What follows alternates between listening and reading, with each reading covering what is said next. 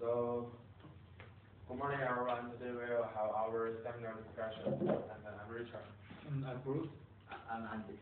And I'm Robin. So maybe let's start our discussion with Robin's part. Okay. First, I'm very glad to be the first one of this discussion. And today, I would like to talk about a very common phenomenon at present days. And before that, I would like to share some statistics with you. According to seven recent surveys by scientists, it shows that ice in the North Pole and the South Pole are melting rapidly. And also, besides, the Oceanic Administration of China 2010 predicts that the sea level might rise about 1 meter by the end of 2100. And what this means? It means that the majority coastal cities of China in the eastern part will be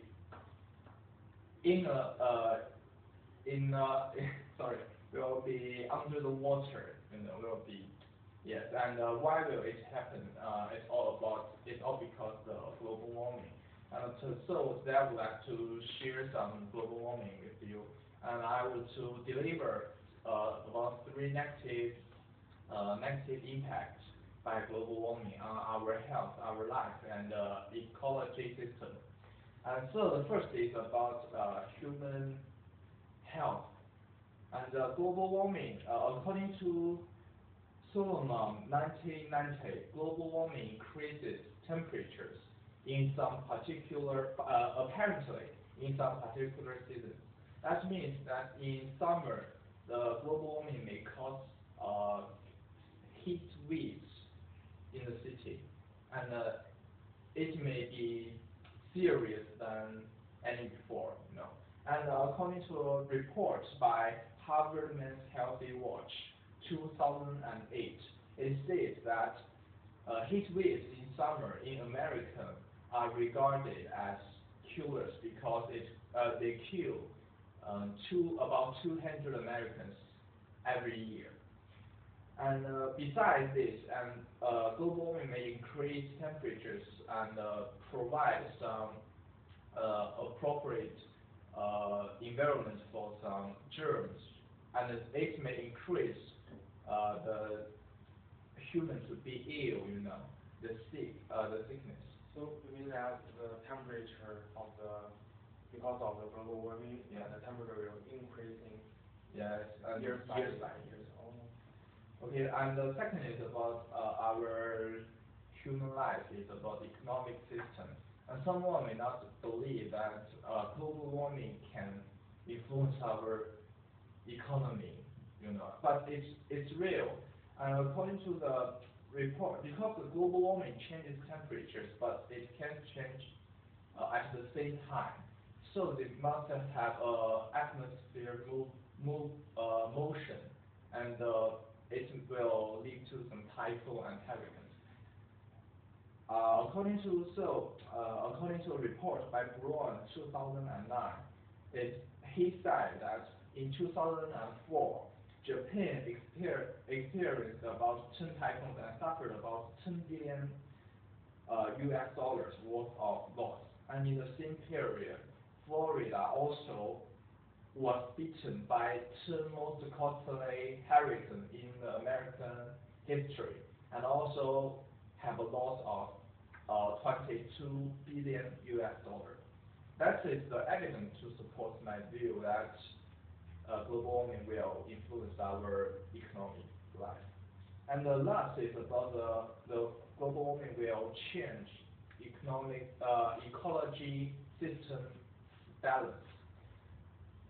As I mentioned before, the ice in the north and the south pole is melting. So I take the polar bear as an example. They have no place to survive, so they are facing extinction. In that case, there are many species are facing extinction because of the global warming. So the ecology system may be changed, or some balance will be broken by global warming. That is a bad influence. That's a bad news for the ecology system. And in summary, global warming causes negative impacts on human life, the body of human and the earth we live in. And so if people do nothing with it, we will, maybe in the future, the human will be the only species in the earth and on the earth, and they will never survive anymore. That's all about the global warming. Do you have any questions about it? Yeah, so Rory, I noticed that in your statement, you mentioned that maybe the average temperature of the world, of the earth, is increasing every year. But you mentioned that really the global warming is not a good thing. It maybe result in the decreasing of the chance of the species. But can you see it is a tendency of the average temperature? The average temperature is increasing year by year due to the development of the modern society and everything. And so there is a conflict. So how do you think about it? How to deal with the global warming? Well, that's a good question. And to answer this question, I think I must tell something about history of global warming. The global warming starts from 19th century, when the first revolution of industry happened in Europe. And at that time, the human has no choice but use the fossil fuels to develop their productivity. But now we have our ability to discover and to invent some new fuels instead of those which can reveal some greenhouse gases. So the new fuels the new power, like nuclear power, is green and it's more powerful. So we can use that technology and to prevent our from global warming. So some new clear energy, maybe the options for humans to develop and as well as prevent global warming. That's it. Okay.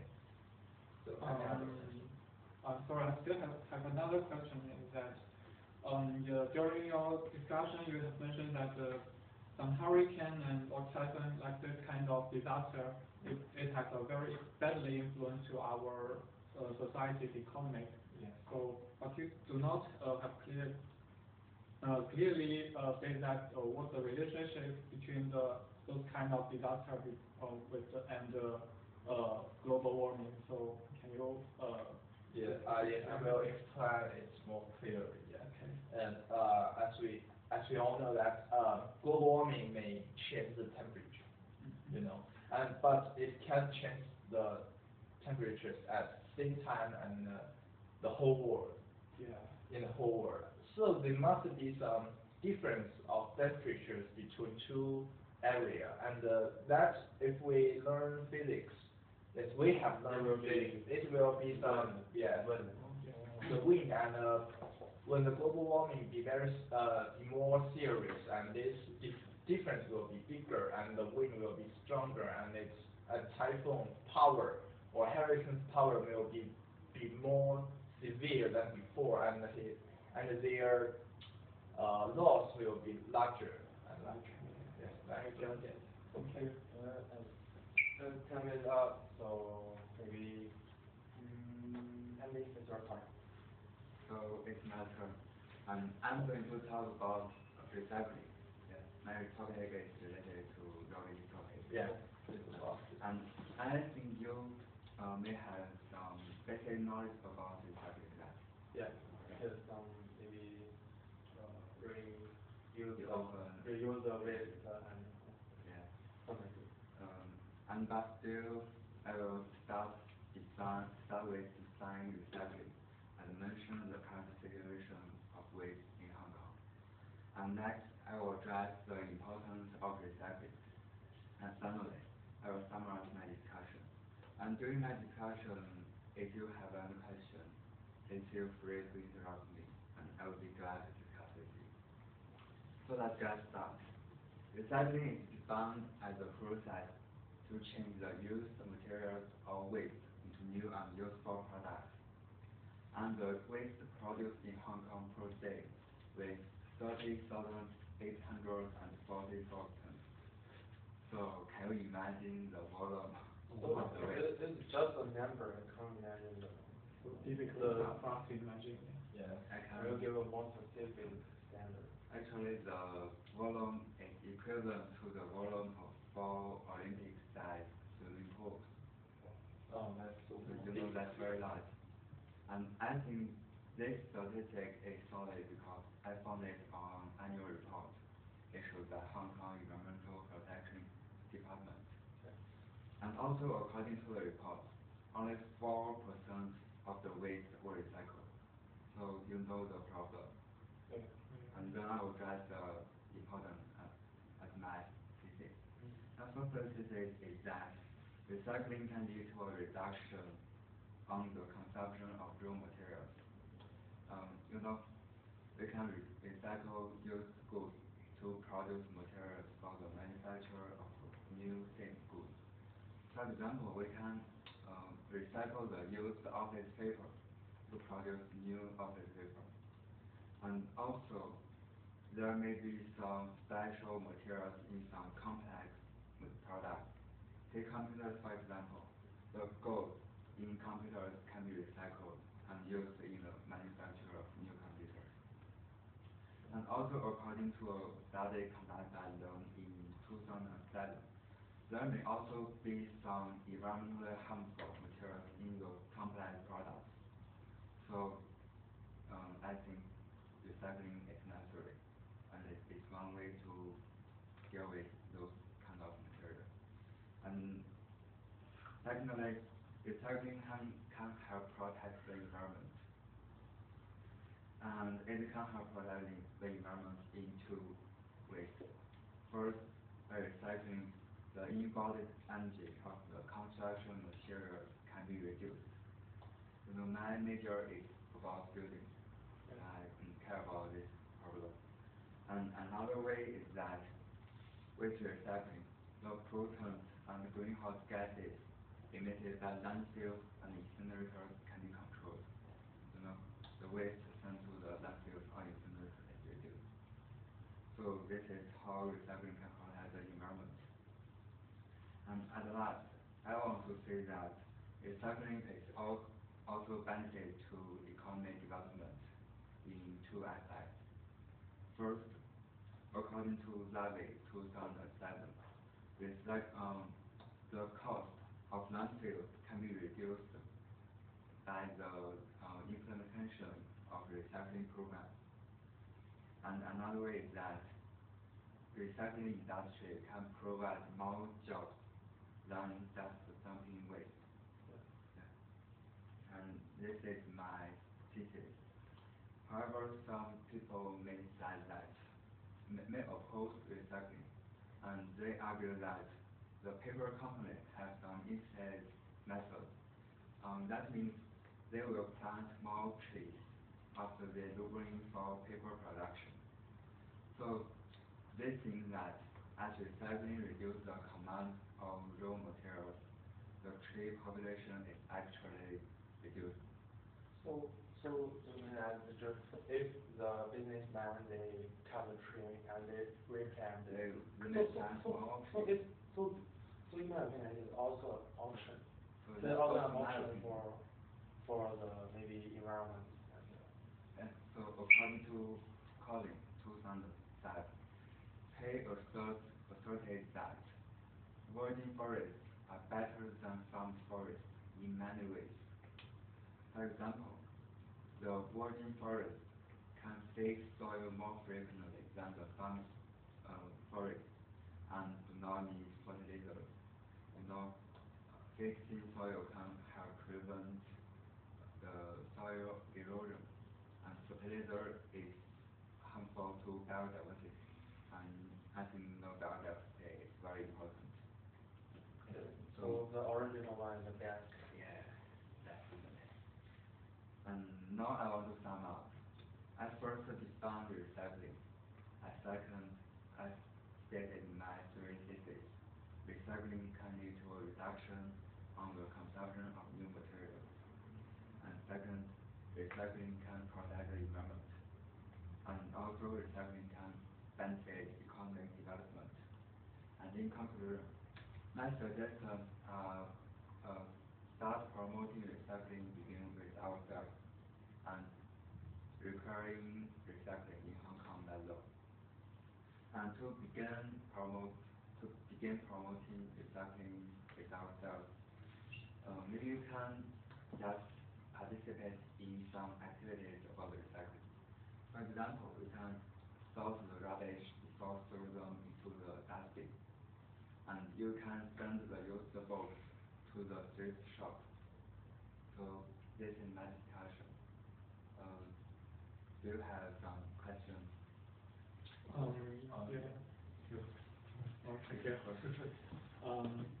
After hearing your discussion, I find a question is that from what I know, the incinerator is very appropriate. Is being practiced in many areas such as Japan or some in Taiwan. Yeah.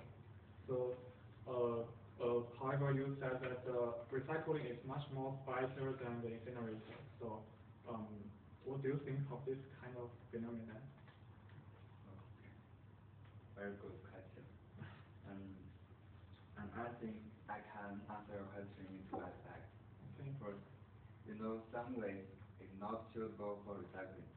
Yeah. For example, the waste produced in clinics or hospitals, it contains some kind of bacteria or virus. If we recycle those waste and produce new products with those recycled waste, the new product may be harmful to the health of the patient. Yeah. So those kind of waste may usually be sent to landfills or incinerators. And another aspect is that the recycling technology today is not mature enough. Yeah. So I think with the development of the recycling science and technology, those countries or areas may pay more attention to the recycling, and they may implement more recycling programs. And that's why we should promote recycling. Oh yeah. So you mean that many areas still need many times to develop their recycling technology. Yeah, that's right. Okay, I got it. Okay, it's my turn now. I would like to ask you another question. It's about the job. You mentioned about the recycling industry may provide more opportunity to the workers. And, but however, as I noticed that the environment and the salaries of this job are not good enough, and maybe it's an unfair treatment to those workers who work for recycling. How do you think of this? Yeah, very interesting question. I think your conversation is regarding those high-level jobs, as for example the programmers or the accountants. They work in the office, so definitely their work condition is much better. But I think compared with the workers in the landfills or incinerators, the work condition is much better. The work condition of the workers working in recycling industry is much better. At least there's no smoke, there's no harmful gases in the air. So I think that's better in company. Okay, and it's about time, so maybe Rose is our turn. Okay. And my topic is about the death penalty. I don't know whether you have ever heard about this. Okay. Okay. I believe after hearing my discussion, you will have a more clear overview about this kind of about the death penalty. In my discussion, first of all, I will give a short definition of the death penalty, and then I will give some background information about it. Then some drawbacks about the death penalty will be mentioned, and finally I will give a short conclusion about it. Okay. Okay, the first part is that the definition of the death penalty. According to Baldus, the definition about the death penalty is that it is a process of killing a guilty person legally to punish him. This kind of death penalty has been practiced in ancient times in many Western and even Eastern countries. However, with the time passed, the public opinion has changed, and they focus more on our human rights instead of our other things. In nowadays, the people will oppose to the death penalty. And also, here is the statistics that up to 2012, more than 140 countries have been abolished this kind of death penalty. So you can know the trend of today. And now, next I will talk about the drawbacks of the death penalty, which is also the reason why we should the people nowadays opposed to it. Yeah. The first drawbacks of the death penalty is that the death penalty may cause some turbulent influence to our society from two aspects. The one is that the death penalty will convey panic to our public, and they will have a view that they may live in a dark time, so that they may not live happily or work happily. And another aspect is that to the criminals who are judged to death, they will do more things which may be more extreme to escape from the death penalty. So I believe it will be very harmful to our innocent public. So you mean that it is because of the death penalty, the criminals may act even more horrible? Yeah. Okay, the second drawback of the death penalty is that some innocent people may be judged mistakenly to death. So you can imagine in this situation, this kind of poor person will be very unlucky, and we can do nothing to compensate their family as well as him, and nothing can get his life back. So it will be a great tragedy. So the second drawback of the death penalty is the unfairness of the death penalty. Let's take an example. In America, the racial bias is very serious. Here is a statistics that from the census up to 2000, nearly half of the death row inmates are black people. However, in all of the population of the Americans, the black people only takes up 1/10 of them. So you can imagine, the black people will risk more to be judged to death. So I mean that the black people just because the color of their skin, and they are false. Maybe they do some little mistake. For the death penalty just because of the color of their skin. Yeah, it's very possible. You should know the culture. Yeah. Okay. So that's all of my discussion, and now I will have a summary about my discussion. First of all, I gave a short definition of the death penalty, and some background information about it is also given.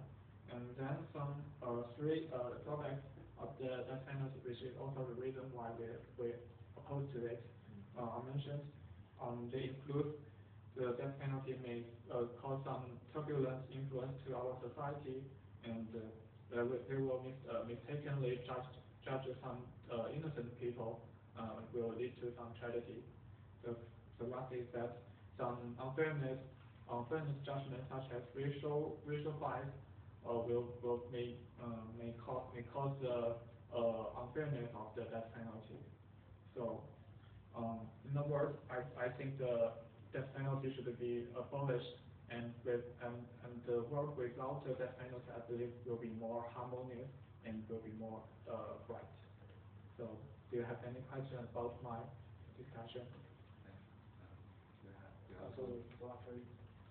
Okay. Well, you just mentioned that the death penalty may cause some negative influence on the public. I'm not very clear about how the negative influence occurs. So can you further explain that? Okay, I got your point. And to answer this question, I think an example will be very appropriate. And in ancient England, there is a code called bloody code. And under this kind of code, the public who will maybe make very little mistake will be punished to death. You can imagine this kind of lifestyle, and they will focus more on their how to live instead of work happily. So in this kind of society, they will not be happy. And so you can know. Okay. Thank you. And so I also have some questions. And Bruce, I see your point about the death penalty. They want to maybe abolish the death penalty, but do you know that if there are still some criminals in the world, there are maybe a few, but maybe the criminals acted horribly, and maybe their behaviors had a really negative impact on the victim, and maybe on the people around the victim, their families, their friends have a really bad impact. So in my opinion, the death penalty shouldn't be abolished. There should be some people here. Okay. So what do you think of this concept? Yeah. I know what you are worrying about. To this kind of people who do this horrible things, I believe the best choice is to put them into the prison for their whole life. So in this way, they will not get out, and they cannot harm other innocent people. So from another aspect, the world without the death penalty will be more bright, and other innocent people will not suffer from this kind of penalty. So I believe this will be more helpful for our society. So you mean that maybe the criminals maybe be kept in jail for about 100 years, 200 years? Yeah, exactly. And right now in some Western countries, this kind of law has been practiced. So, and time is up, so maybe it's my turn. And in my discussion part, I will first have a short introduction. Maybe I talk about the topic of my discussion first. The topic of my discussion is voluntary euthanasia. It's a voluntary euthanasia. So I don't know if you heard about it. It's kind of related to Bruce's part. And the voluntary euthanasia. First, I will talk about the definition of the euthanasia, voluntary, and also the voluntary euthanasia. And also, in next, I will talk about 3 arguments of the euthanasia. And also, there will be a objection. There must be some another on the purpose opinions about the euthanasia. And in the last, I will draw a short conclusion about my discussion. So let's start with the definition part of the euthanasia. Euthanasia is also a way to end one's life. maybe refers to a practice of and one's life in a more moral and dignified way. So it means that if I'm a patient, I want to avoid suffering, maybe a serious disease, and I want to avoid suffering. Maybe I will choose this moral way to end my life, and maybe it's also good for me and my family and friends. So, and also you know that the laws for euthanasia is vary from country to country. In some European countries, the voluntary euthanasia, just a voluntary euthanasia is legal, and also in some United States, and actually in China or in Hong Kong, even the voluntary euthanasia is not allowed. And also, the euthanasia is defined, the voluntary euthanasia is defined as a moral and dignified way for man, maybe for a patient to end their life, to end his or her life. And next, I will talk about the three arguments for my discussion. The first discussion is about human rights. No, we are people. We have our lives, and maybe it is and it should be our right to determine whether to live or whether to die, to keep live or just end our life. And you know, it is our life, and we should have self-determination, just as White and other authors pointed out in 2002. They thought that although there are some limitations in the world, but the people should have a certain right for self-determination. So I think it can also be applied in the voluntary euthanasia case. The voluntary euthanasia, so the people should have their human rights to determine to die or live. And also, with the development of maybe some medicine industry, we should have the special need for some particular patients. Maybe the patient with some serious disease, they may want to, maybe the medicine process is useless for them.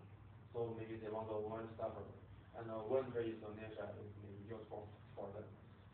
So their special needs shouldn't be ignored, just as they used to be. And this is the first part of my argument. And also, the second part of my argument is about the comparison. You know, actually, the euthanasia can be defined as many kinds. The voluntary euthanasia is one kind of the euthanasia.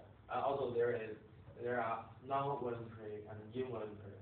And why I want to support voluntary euthanasia is because that the voluntary euthanasia represents the patient's opinion. So, you know, if I'm a patient, so I want to end my life because I want to avoid suffering, because of any other reasons. I have the choice.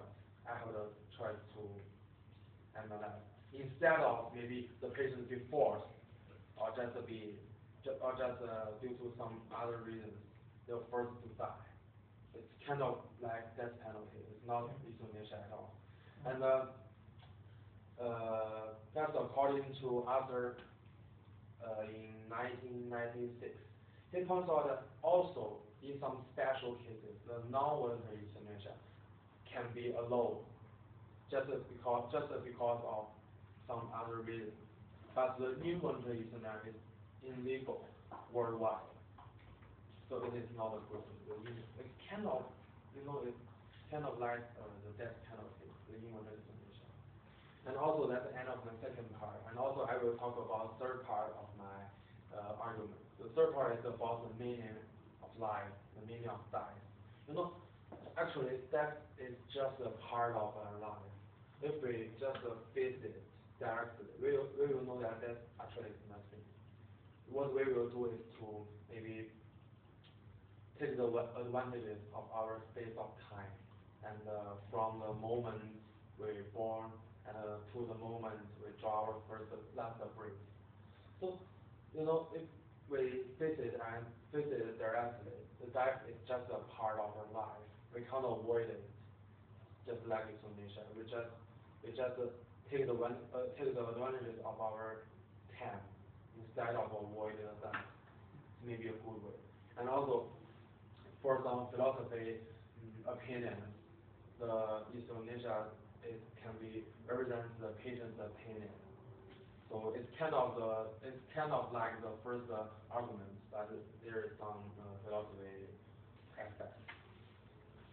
So also there should be some objection for the voluntary euthanasia, and if you know the euthanasia has already been discussed frequently for decades, just because it's for human rights, justice, and other things.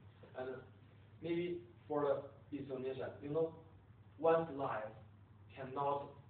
We are not living in an individual society. We have the relationship between the families, between the friends, between our colleagues, teachers, students. We have the relationships, and the dice, our dice, is not a private act. So the voluntary shouldn't be a private act. So the people around, so maybe the voluntary will cause the negative influence to these people around us. So the end of life act should be further discussed about its possible influence and possibility. This is in my opinion. And that's all of my three arguments. And now I will have a short conclusion to sum up. And in my discussion part, the voluntary euthanasia is defined as a practice to end one's life in a moral and dignified way. And I have three arguments. The first argument is about the human rights, the special needs for particular patients, and the second part is for the rationale of the voluntary euthanasia. The rationale for the voluntary euthanasia shouldn't be confused by comparing with it with maybe non-voluntary euthanasia and the involuntary euthanasia. And also the last part is that the meaning of life, the meaning of life. The death is a part of our life, and we should avoid it. So there are also some objections. So the voluntary euthanasia, also the word euthanasia is not a private act. We should maybe have a further discussion. And only when the process of voluntary euthanasia goes smoothly can the whole society benefit from it. And that's the end of my discussion. So if I have any question, feel free to ask. I'm here. Your topic is heavy, but meaningful. I cannot carry it. Yes, that encourages us to think of the meaning of the life. And my question is that you mentioned three kinds of euthanasia, right? Yeah. Voluntary, non-voluntary, and involuntary. Yeah. I'm not very clear about the difference. Can you explain? Oh, I see your point. So you mean that maybe I'm too theoretical about the definition of this euthanasia? So it's easy to explain. For example, if I'm a patient, the voluntary euthanasia process is if I'm a patient, I don't want to maybe keep suffering, I want to avoid horrible suffering, and just end my life in a moral way. So it's my opinion, it's my willing, it's my choice to end my life. So it is a voluntary euthanasia. And the non-voluntary is kind of, if I'm a patient, actually the body of my patient, the man, is out of control. I can't react the outside world. And maybe my family, my friends, they don't want me to keep suffering. They maybe make a decision to let me die or let me something. It is a non-voluntary euthanasia. It's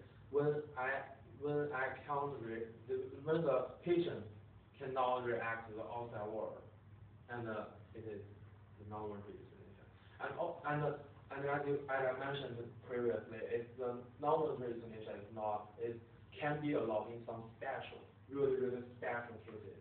And about the involuntary euthanasia, it's kind of weird, because the involuntary is the patient was forced to die. It's kind of death penalty, it's even more horrible. The involuntary, the patient was forced to die. It's an involuntary, and it's illegal worldwide. So can you understand it? And maybe time is up. Yes.